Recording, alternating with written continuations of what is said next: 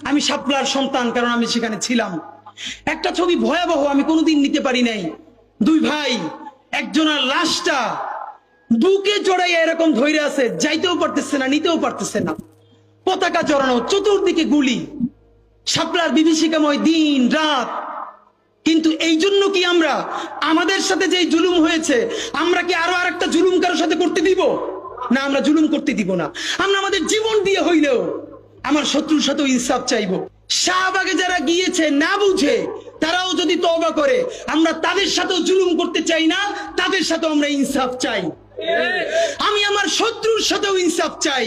হেফাজতের রাজনীতি তো শুধু বাংলাদেশে না, তারই আমেরিকান এম্বাসিতে গিয়ে বোঝানো হয় এরা জঙ্গি, এরা মৌলবাদী।